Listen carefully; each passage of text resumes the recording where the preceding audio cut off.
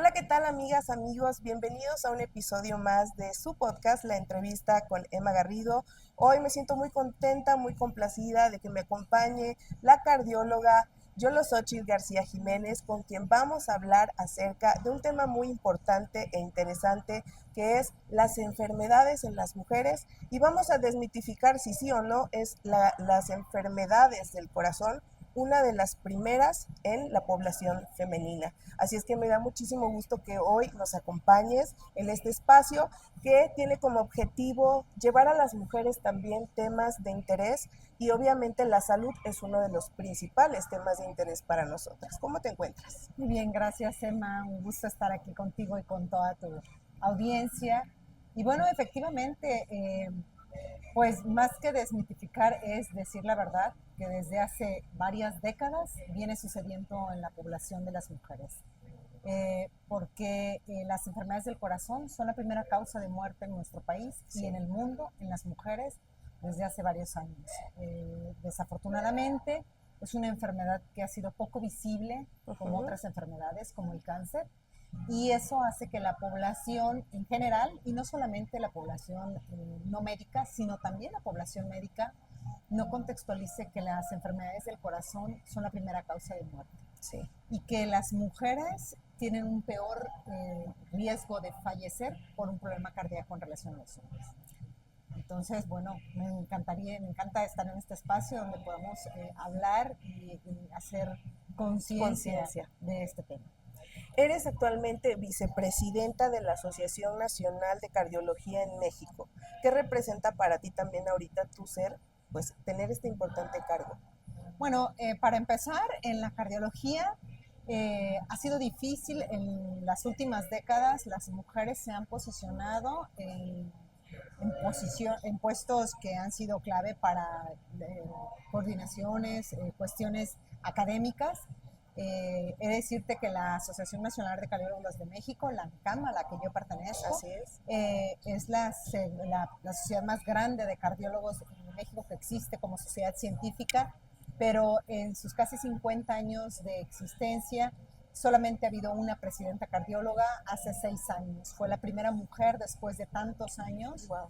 Y yo seré la segunda, por lo tanto significa mucho en ese sentido, en la visualización de la mujer en este grupo, pero existe otra sociedad médica también, que es la Sociedad Mexicana de Cardiología, también de cardiólogos, Sí. y esta tiene mucho más años que la de nosotros, y apenas después Comienza. de muchos años, estoy hablando de casi 80 años de existencia, hay una mujer o va a haber una mujer presidente. Entonces, esto nos habla y nos refleja lo que pasa también con la enfermedad del corazón de la mujer, que tiene una condición difícil para el acceso actualmente ya no lo es, pero seguimos todavía con dificultades para tener posiciones académicas. Por lo tanto, para mí sí es un reto y ser vicepresidenta de la asociación más grande de cardiólogos en México, pero también tiene muchos buenos proyectos, porque Claro. estoy rodeada de un grupo muy importante de hombres y mujeres.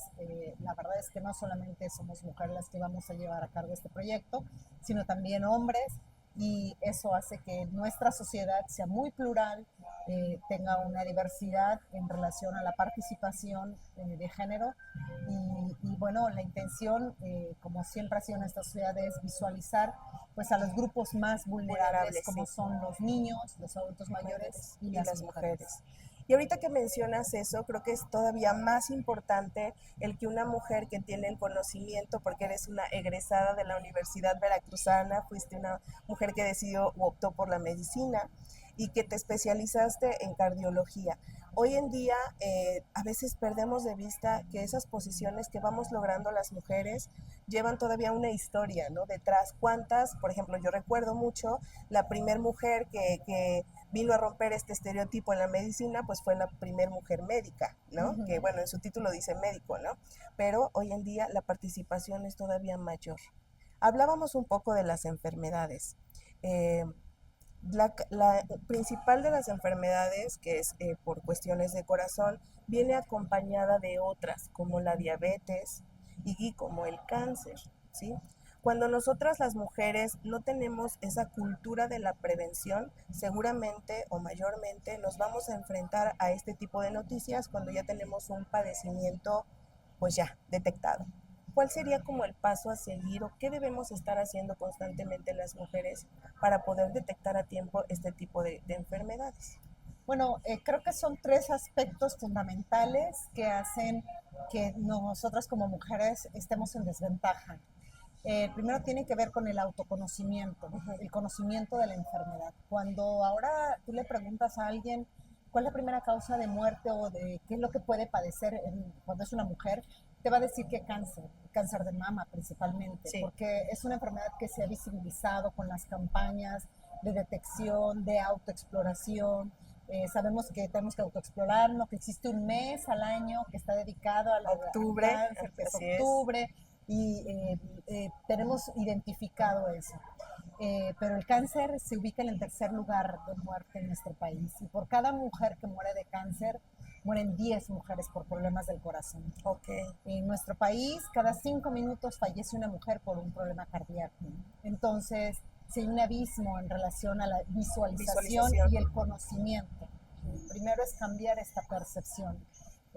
La segunda tiene que ver con los múltiples factores que rodean a la mujer para que exista una mayor riesgo de la enfermedad y que además esta sea silenciosa. Uno de ellos tiene que ver, bueno, las características de las mujeres fisiológicas es diferente. Sí. En las mujeres tenemos vasos en el corazón más pequeños, tenemos una respuesta diferente al ejercicio, a las emociones, y a veces nos dicen, ay, es que te alteras mucho, que no. Bueno, es que la naturaleza que tenemos biológica es así. Entonces, nos hace tener una posición de alerta diferente a los hombres. Y eso te mantiene en una situación diferente en riesgo. La otra tiene que ver la condición hormonal. Las hormonas juegan un papel fundamental a lo largo de la vida de la mujer, a diferencia del hombre. Tener esta protección hormonal no, al corazón le funciona, le sirve, pero cada vez se va perdiendo más pronto esta protección hormonal y además cuando existen otros factores como ser diabética, tener sobrepeso o obesidad, esta protección de los estrógenos sobre el corazón y los vasos sanguíneos se va perdiendo. Entonces, el embarazo es otra condición específica de la mujer que nos pone en un riesgo diferente a los hombres. Sufrir una hipertensión durante el embarazo que se llama preeclampsia o eclampsia, sí, cuando ya se asocia con condiciones más graves, o ser diabética durante el embarazo, o por ejemplo, condiciones no específicas del embarazo, pero que tienen que ver con la reproducción, como tener un embarazo a edades muy tempranas o edades muy tardías, o tener un aborto o una pérdida fetal, es un factor que ahora sabemos, y estos factores que te comento, en especial estos últimos, se han desarrollado o se han estudiado y se ha documentado en los últimos 10, 15 años. O sea, antes, digamos que no se prestaba tanto la atención a este tipo de situaciones. No teníamos el conocimiento del impacto. Sabíamos que era un riesgo, pero no pensábamos que fuera un riesgo para el corazón. Sí. El que tú tengas un bebé y este bebé nazca pesando menos de 2,5 kilos, ahora sabemos que eso es un predictor de riesgo a largo plazo, estamos hablando de más de 10 años, para que tú desarrolles una enfermedad del corazón. Y no te podrías imaginar que tener un bebé, mamá, claro, la mamá, no te podrías imaginar que tener un bebé de bajo peso o un bebé que pesa más de 4 kilos, a la mamá la pone en riesgo. Así ya haya nacido el bebé, 10 años después, esa mamá incrementa su riesgo más que aquella que no tuvo esta condición. Entonces, estos factores específicos de riesgo asociados al embarazo, a la condición de reproducción, son factores que no se presentan en el hombre y por lo tanto nos hacen tener un espectro de enfermedad distinto. También hay otros factores de riesgo que tienen que ver con la mujer y es la condición social.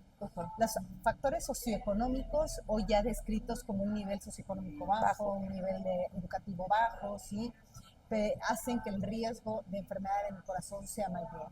Y que una mujer tenga, por su condición de atención y ser estas mujeres que atienden la casa, son trabajadoras, son empleadas. Tienen más de 3 roles, ¿no? Todos los roles sociales que pueden adquirirse son factores que hacen que la mujer tenga poco tiempo para, y eso bueno, no lo digo yo, está descrito Sí, ya sí, en en investigaciones. investigaciones científicas, poco tiempo para el Autocuidado. autocuidado, poco tiempo para desarrollar acciones como ir a correr, hacer ejercicio, ¿sí?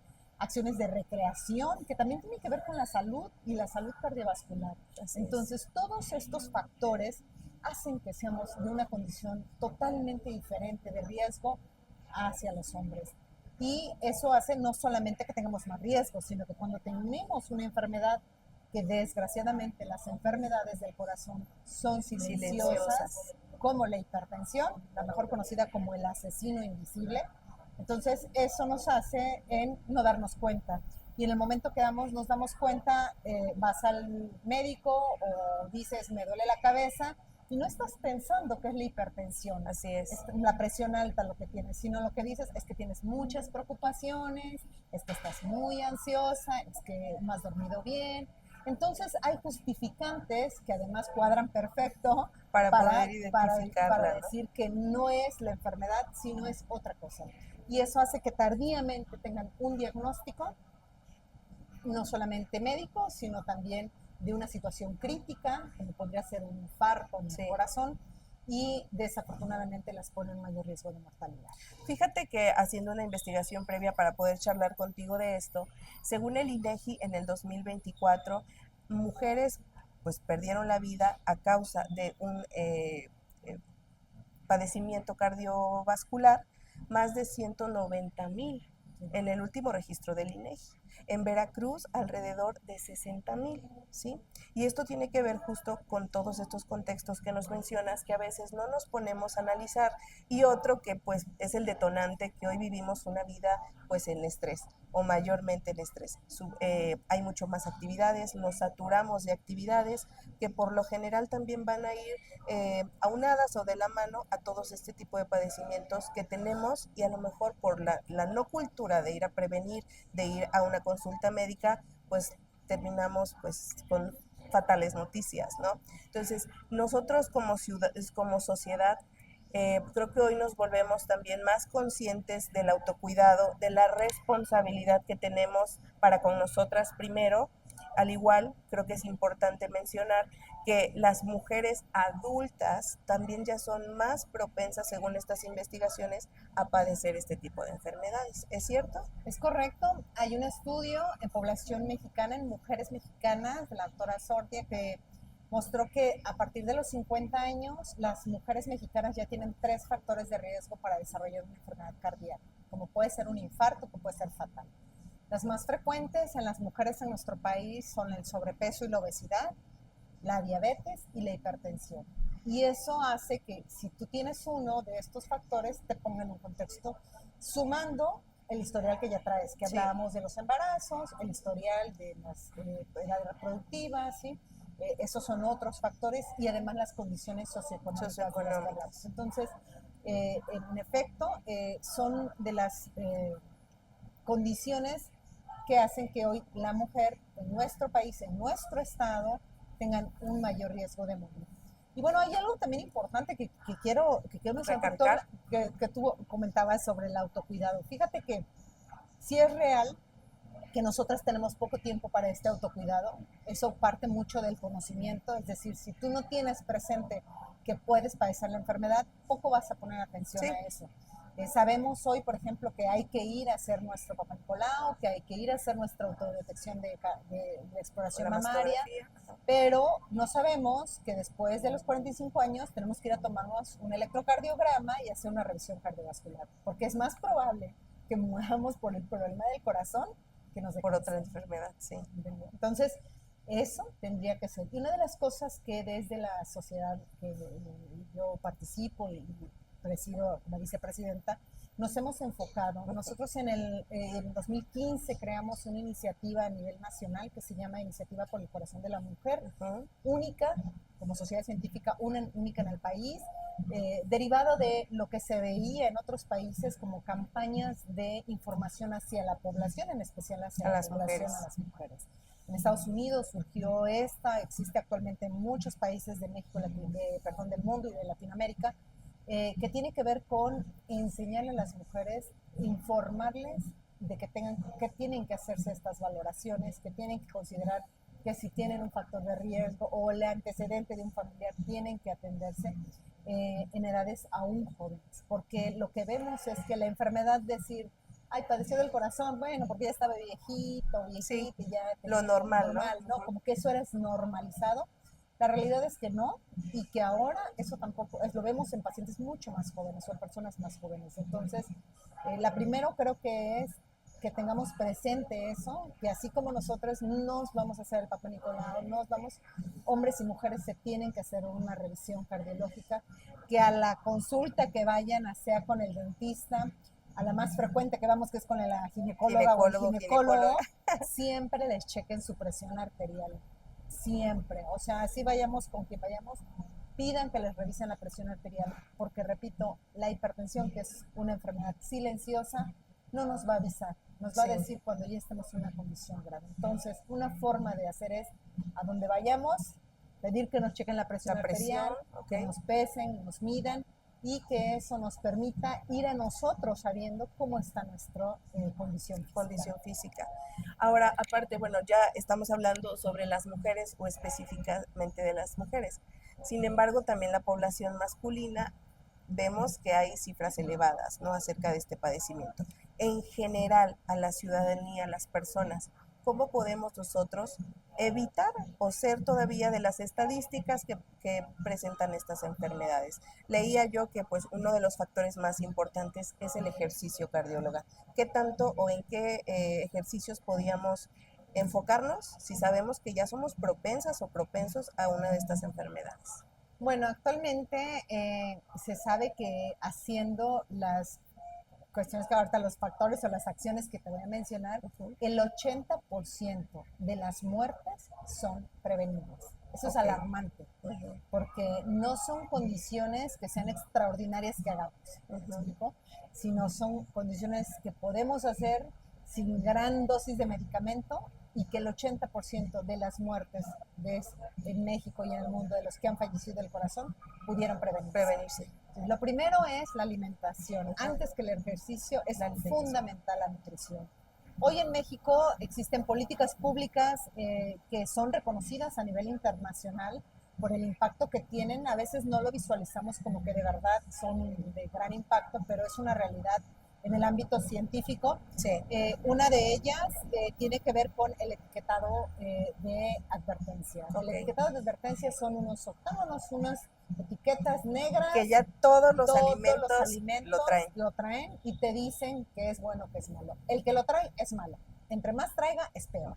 Entonces, hay estudios que han demostrado incluso que a largo plazo la implementación de esta política pública que te permite a ti decidir ¿cómo esto o no? Esto lo tomo o no lo tomo, ¿sí? O si lo tomo, bueno, ya sé que va a ser malo para mi salud o para la salud de mis hijos o de los niños. O de las personas que habitamos casa, ¿no? Sí. Entonces, esa es una, la alimentación. El consumo de ultraprocesados, que son todo lo que viene empaquetado, y que bueno, ahora ya sabemos que trae etiquetas, en nuestro país es arriba del 80%, ¿sí? Está condicionado por bebidas azucaradas que pueden venir en frasquitos como juguitos o los refrescos. Entonces, esas son, y además las botanas, dulces y la comemos comida chatarra, esa es la principal fuente de mala alimentación que tiene esta población. No es el taco, no es la tortilla, es este producto ultraprocesado que es el que produce el daño a los niños y a toda la población. Entonces, lo primero tiene que ver con nuestra alimentación. Una alimentación saludable, que sea una alimentación basada en colores, o sea, entre más colores tenga nuestro plato, es mucho mejor. Entre no tener procesados, es mucho mejor, tanto en bebidas como en alimentos. La segunda tiene que ver, efectivamente, con el ejercicio. Y el ejercicio puede ser desde algo tan básico como caminar todos los días hasta ya una actividad deportiva. Actualmente, las guías internacionales marcan que los adultos tienen que hacer 30 minutos de actividad física. Tengas o no tengas ninguna enfermedad. Y esta actividad física tiene que ser moderada y vigorosa. ¿Qué estamos hablando? caminar rápido, Caminata. trote, sí, o nadar, cuando es más Y hacerlo complicado. todos los días, Y volverlo al un menos hábito también, 5 ¿no? días de la semana. Ok. 5 días. Y los niños, estamos hablando de edades menos de 12 años, tienen que hacer 60 minutos de actividad vigorosa. Ok. Para que nosotros podamos decir que estamos cuidando nuestro corazón y en general todo nuestro Toda nuestra organismo, salud, sí. toda nuestra salud, tenemos que hacer 60 minutos en los niños y 30 minutos. Las cifras en nuestro país hablan de que el 20-30% de la población es la que cumple esto. Sí. O sea, El 70 estamos con malos no estamos. hábitos y en malas Entonces, condiciones de salud, ¿no? y a veces pensamos que hacer mucho ejercicio es muy difícil. Bueno, hay estadísticas muy interesantes que han evaluado a aquellos que de verdad no hacen nada, que se les llama sedentarios, y aquellos que caminan, aunque sea porque pues, voy a ir al súper o subo las escaleras en vez de tomar el elevador. Y esas personas que tienen, aunque sea poca actividad física, tienen mayor beneficio y menos riesgo de mortalidad. Ok. Y uno de los estudios que a mí me encanta presentar en mis conferencias es un estudio que mostró que con 15 minutos, es una cosa muy pequeña de tiempo, Sí. pero 15 minutos de actividad física, que sea caminata, tú logras reducir un 12% el riesgo de muerte. Estamos hablando de que vamos de gana. Sí. Entonces, hacer actividad física, aunque sea poco, hay que hacerlo. Y si esta se hace poquito en la mañana, poquito en la tarde y poquito en la noche, es mucho mejor. Es mucho mejor que no hacer nada. Sí. Entonces, esa se segunda, la alimentación. Y bueno, El la deporte. otra, hay algo que se llama, de acuerdo a la Organización Mundial de la Salud, que se llaman los 8 esenciales. Y son las 8 actividades esenciales que podemos hacer para vivir bien, mejor y saludablemente. Cuéntanos cuáles son. Ya hablamos de dos, que es la Sí. alimentación, la segunda tiene que ver con la actividad física, la tercera tiene que ver con no fumar, no vapeo, no fumar. O sea, no es ni siquiera acercarnos al vapeador, porque Sí, ya por sabemos supuesto. que ese es tremendamente grave. Y que además hoy se ha tornado como una cierta moda entre los jóvenes que desconocen que este puede ser un factor que en el futuro les vaya a causar este tipo de enfermedad. En el futuro y en el presente, porque lo que se ha hecho es que el nivel de nicotina, cuando tienen nicotina este tabaco, es en dosis muy altas. Entonces genera un poder adictivo muy fuerte. Y la otra, cuando tiene estos olores y sabores, que esa es una de las cosas como que es que hace atractivo este tipo de... a los jóvenes, sí. son químicos. Y estos químicos se queman. Muchos de estos químicos son químicos cancerígenos y se queman para producir este olor y para poderse vapor y para poder dar y entran directo a nuestro cuerpo. Entonces, ahora lo que está en riesgo, pues no solamente es que desarrolles un problema cardíaco, un problema de cáncer de pulmón, sino que también desarrolles otro tipo de cánceres, o sea, este tipo de consumo. Sí. Entonces, los vapeadores, ese sería el tercero, cero vapeadores. El otro es el control de peso, saber cuál es nuestro peso y trabajar en pro de un peso. Hoy podemos escuchar múltiples dietas, no existe una dieta perfecta, hay muchas dietas para perder de peso, pero la mayoría de los estudios muestran que la dieta no es lo fundamental. No es lo recomendable, sino una buena nutrición. Una buena nutrición y que sea sostenible, porque hay dietas de ayuno prolongado, por ejemplo, pero pues sí vas a perder peso a expensas de una condición metabólica que te cambia y que te pone en riesgo. Por ejemplo, el ayuno intermitente no es adecuado. ¿Por qué no es tan adecuado? Porque ahorita todo el mundo quiere hacer ayuno intermitente hasta por 16 o no sé cuántas horas. Bueno, metabólicamente sufres modificaciones y hay cambios en estos mecanismos de utilización de tu energía. De alguna forma tienes que obtener la energía. Y, por ejemplo, en los pacientes con factores de riesgo como los diabéticos, los hipertensos, los obesos, o los que tienen algún evento ya cardíaco, utilizan y esta generación de energía libera algunas sustancias que terminan siendo malas para el corazón. Igual pasa con la dieta ketogénica o la dieta cetogénica. Claro, su objetivo no es tener esa condición, sino bajar de peso. Bajas de peso, pero a expensas de otra cosa. Entonces, la dieta debe ser siempre individualizada, seguida por un programa integral. No solamente se trata de comer o dejar de comer, sino también tener otro plan adicional, que es el ejercicio, porque esto debe ser sostenible. No existen dietas de este tipo a largo plazo, evaluadas, estamos hablando de 5 o 10 años, que al final va a ser tu estilo de vida. Entonces, lo que se ve es que esto a largo plazo no es sostenible. tiene efectos colaterales y lo mejor es hacer una dieta nutricional que sea individualizada de acuerdo a tus características, tus factores de riesgo y que esto vaya a la par de otras medidas, no solamente por ejemplo, de pasarte muchas horas sin comer, pero el momento que comes es atracón, atracón, ¿no? o te llenas de ultraprocesados, ¿no? O Sí. sea, mi bebida va a ser el refresco, el juguito, y entonces estás realmente bajando de peso a expensas de un daño. Entonces, el otro punto sería, dijimos, estos esenciales, el control de peso, el cuarto. El otro es saber tu presión arterial y controlar tu presión arterial.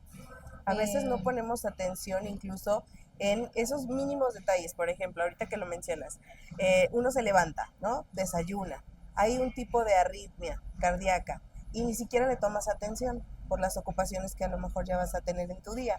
¿Cómo nosotros podemos estar tomándonos el pulso, la propia presión? ¿Cómo lo hacemos? Bueno, mira, una forma fácil y bueno, para quien tiene la posibilidad, existen los inteligentes. Los dispositivos inteligentes, hay algunos que ya están evaluados, han sido normados, aprobados, podríamos decir, y sí tienen una utilidad. Perfecto. La verdad es que decir que no funcionan es falso, sí funcionan, sí te ayudan, pero no hay que confiarnos. Es decir, si nosotros tenemos arriba de 40 años los hombres, 45 las mujeres, o antes de esa edad ya tenemos los factores de riesgo de diabetes, hipertensión, el dispositivo inteligente, el que tú te lo cheques no va a ser suficiente. Tienes que tener una evaluación cardiológica, sí o sí, para poder prevenir un riesgo de un evento cardíaco. Perfecto. ¿Sí? Entonces, conocer tu presión arterial, conocer tus números de glucosa, una glucosa por arriba de 100 miligramos ya es riesgosa. Ayuno, ya es riesgosa. Okay. ¿Sí? La glucosa en ayuno es un parámetro que nos permite evaluarlo, no es el único, pero te ponen una tabla de riesgo en relación a otro tipo de métodos. Entonces, una determinación de glucosa en ayuno es importante y saber el número de tu glucosa. La otra tiene Doctora, que ver... y en cuanto a la presión, ¿cuál es el estándar para una presión adecuada? En adultos, que estamos hablando de arriba de los 18 años, 16 años de hecho, pero 18 años tomamos nosotros como aprobación, la cifra debe ser menor a 130/80. Okay. La toma de la presión arterial es muy importante porque debe ser en condiciones de estar al menos 5 minutos de reposo, sentado, sin haber comido recientemente o de alguna situación de estrés. Usualmente la recomendamos, si es en el consultorio, que la persona esté sentada, que haya tomado y llegado tranquilo 5 minutos. Es en el brazalete, eso es muy importante porque sí, el dispositivo que se use también nos ayuda a saber si está bien o mal tomada. Los de muñeca no se recomiendan, deben ser dispositivos de brazalete. Okay. Actualmente hay muchos dispositivos ya automatizados, son de acceso, estos dispositivos los podemos adquirir y nos tomamos la presión todos los días. Entonces te puedes tomar la presión en la mañana, en la noche, y bueno, yo repito, siempre que vayan a una cita médica, pedir que les chequen la presión arterial. Así sea el dentista, va a ser importante que les chequen su presión arterial. Okay. Bueno, esa es, y la cifra es 130/80. Abajo, 130/80. Hacemos algunos ajustes dependiendo de las características de ciertos pacientes. Okay. Lo ideal, 120/70. Okay. Eso es lo ideal. Lo ideal. Abajo de 130/80 ya. Arriba de 130/80, aguas. Hablamos de que estás en una presión no normal, y si además le sumamos algún factor de los que mencioné, puede estar en riesgo. Estamos en problemas y tiene que atenderse. Ok, muy bien. Entonces estos son los factores. Vamos en el cuarto, en el quinto. Sexto, con la diabetes, decíamos glucosas menores de 100, es lo ideal. Si ya tienes una enfermedad, bueno, se puede ajustar dependiendo de qué característica, pero la población normal es glucosas en ayuno menores de 100. Menores es como de 100. Un método que... La otra tiene que ver con el colesterol. El colesterol, existen muchas partículas del colesterol. Nosotros cuando hablamos del colesterol entendemos como que es una sola grasa la que existe en la sangre. La realidad es que son muchas partículas, que todas son de colesterol, o sea, todas son de grasa, pero tienen diferente acción dentro de nuestro organismo y diferente efecto. El colesterol, que es de los malos, porque es como la grasa que se te pega y es cochambrosa, así como el cochambre de la sangre, se llama colesterol LDL, por sus cifras en inglés, que tiene que ver con una lipoproteína de baja densidad, así en LDL. Y este tipo de colesterol es uno de los que nos permite predecir y evaluar tu riesgo de tener un infarto. Entonces, ¿Y ese lo adquirimos de los alimentos? Ese ¿sí? tipo de colesterol, ¿cómo en cuáles se encuentra ese tipo de Pues colesterol? muchos de los alimentos tienen que ver con carbohidratos. A veces pensamos que comer grasa es estar comiendo el pedazo de puerco, y no es real. Esa es Los carne, ¿no? azúcares se transforman en Carbohidratos. grasas, en carbohidratos, y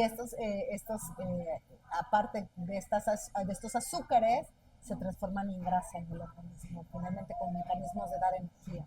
Pero cuando nuestro balance entre lo que consumimos y lo que gastamos energéticamente no es equilibrado, entonces es cuando empezamos a tener estos problemas, ¿no? Que Sí. sucede en la mayoría, porque la mayoría no hacemos ejercicio como marca las guías para ser saludable.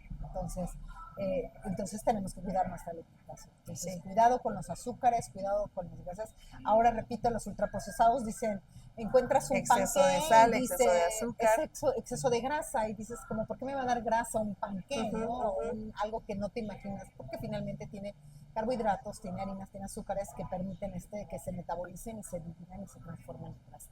Entonces, el colesterol, cuando nosotros no lo chequemos, tiene que ser el colesterol LDL. LDL. LDL, porque ese es el más que produce más Dañino. daño para el corazón, para los vasos sanguíneos, entre otras moléculas, ¿no? Usualmente nosotros pedimos algo que se llama perfil completo, que te dan varias moléculas, y entonces hay colesterol bueno, hay colesterol malo, y entonces te permite ver mejor cómo está el estado metabólico del paciente. ¿Es real, doctora, que el consumo de mucho huevo puede ser dañino?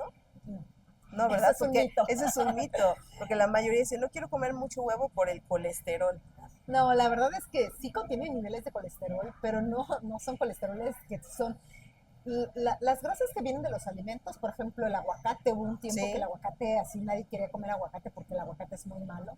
En sus presentaciones naturales, estoy hablando que no venga ningún procesamiento, un aguacate que tú tienes de que sale verdulería, lo del partiste, lo árbol. hiciste en una ensalada, por ejemplo, te lo comiste así. El tipo de grasa que tiene es una grasa que es fácil de metabolizar. Ok. Entonces, igual el huevo, es una grasa, sí contiene, pero no es una grasa que es ultra procesada, que esa es la diferencia cuando vienen los productos empaquetados. Si tú quieres comprar el huevo que viene ya nada más la clara, eso es peor.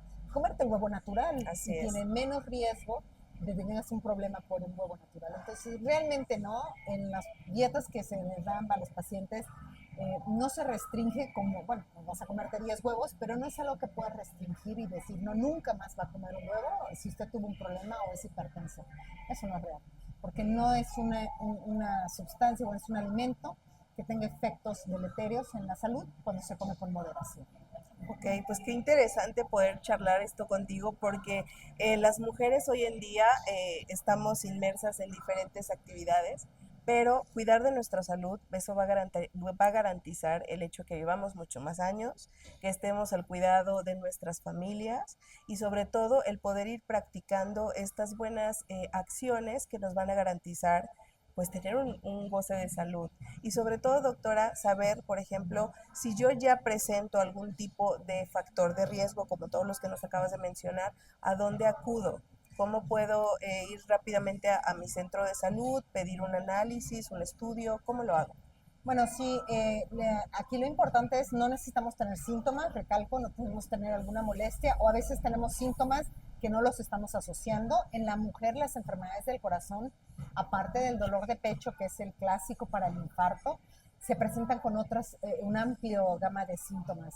Dolores de cabeza, Ok, fatiga o cansancio, que no es explicable en tu día a día, ok. desmayos sin causa aparente, mareos, ¿sí?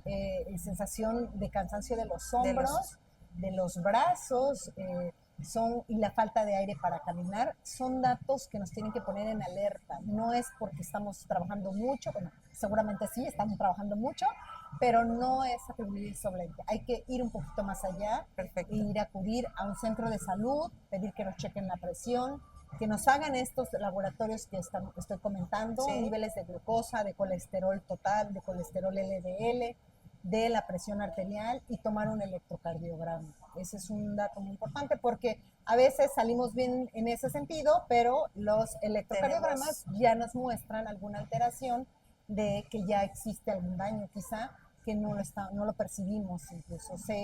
Un porcentaje, un 6-5% de la población tiene infartos y no supo que tuvo un infarto. Que tuvo un infarto. Entonces, y no lo supo porque a lo mejor su síntoma fue simplemente estar muy cansada. Y entonces o dolores de cabeza. O dolor de cabeza, o me faltó el aire, o me desmayé, pero pues se me pasó, me dieron ahí mi refresquito para subirme la presión y se acabó. Entonces, eso es importante, ir a tomarse un electrocardiograma y esta valoración integral bioquímica. Y la otra, que sería el último 8 esencial para vivir saludablemente, sí. tiene que ver con creo que lo más complejo, que es dormir. Qué importante. Es sumamente importante. Este rubro se agregó recientemente por la Organización Mundial de la Salud como un factor determinante para tener una vida saludable. Y lo que se recomienda en adultos es dormir mínimo 7 horas, okay, o lo ideal 8 o 9 horas. ¿Adultos de los 18 a más? A más. Okay. En niños esto va desde 10, 12 horas, lo cual nos pone muy en alerta porque tampoco los niños lo están llevando a cabo. Y el uso de pantallas en menos de 2 horas es algo sumamente crítico y grave en nuestra población, en todo el mundo. Sí. ¿No? Ahora se han identificado muchos problemas que tienen que ver conductuales, asociados a depresión, por ejemplo, en infantes, sí, así es. por el uso de pantallas. Entonces, pues creo que es todo, y creo que la mujer en especial difícil duerme tantas más de horas, 8 horas, sí, es verdad. Si se llega a conciliar el sueño, es la maquinita que siempre está trabajando y pendiente, y a lo mejor se está acostada, pero sigue pensando, ¿no? Y sigue trabajando, ¿no? Entonces, bueno, pues ahí hay que ayudarnos, sí, en actividades que nos permitan mantener la mente relajada. Hábitos de sueño saludables, ¿no? No tener como que el celular como el último contacto, la última imagen que vamos a tener antes de dormir, ni las pantallas, televisión, iPad, todos estos dispositivos electrónicos. Sí. Son como incluso hábitos la de música, higiene. ¿no? Que decir, ay, me duermo con música y es mentira que te duermes. Sí, o lo que se muestra es que, bueno, difícilmente sí se logra dormir, pero no llegas a tener un sueño reparador. Y ese es el problema. Podemos dormir, pero no tener sueños reparadores. El consumo de alcohol, que a veces se utiliza para que me suba el alcohol y entonces ya así me agarra más sueño. Hoy se sabe que no alcanzas un sueño profundo y que esas personas que consumen alcohol se ponen en riesgo para el desarrollo de enfermedades como, por ejemplo, cardíacas. Bueno, pues creo que estos datos nos van a ayudar mucho, van a sumar a que hagamos una reestructuración de hábitos, y es que hemos estado dentro del sedentarismo, y evitar que lleguemos a ser parte, pues, de esas lamentables estadísticas de muerte en mujeres. Doctora, te agradezco mucho tu tiempo, y antes de despedirnos, obviamente, me gustaría que nos comentes dónde te podemos encontrar si queremos una consulta específicamente contigo, o en tus redes sociales si contestas algunas preguntas, dudas. Cuéntame un poquito. Bueno, sí, yo tengo una consulta pública, pero también privada. En la privada estoy en la ciudad de Veracruz, en el puerto de Veracruz, en el Hospital Español. Ahí te podemos encontrar.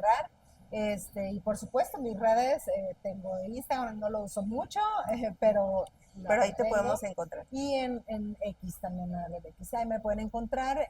Yo les invitaría a nuestra página, nosotros como ANCAM, la Asociación Médica de Cardiólogos.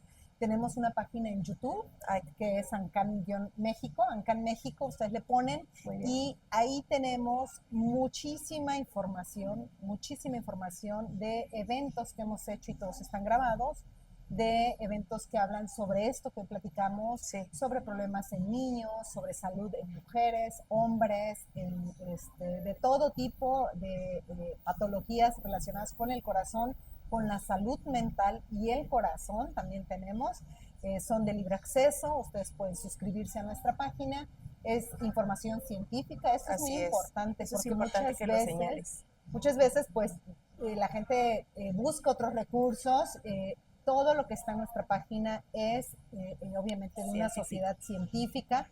Los eventos que nosotros organizamos son eventos con especialistas, colegas nacionales e internacionales que tenemos en esta página, y bueno, toda tiene un sustento científico, es algo indispensable. de cuando tú das una información médica, que quien tenga y reciba esa información lo tenga de la mejor fuente y que sea una fuente que no tiene fines de lucro.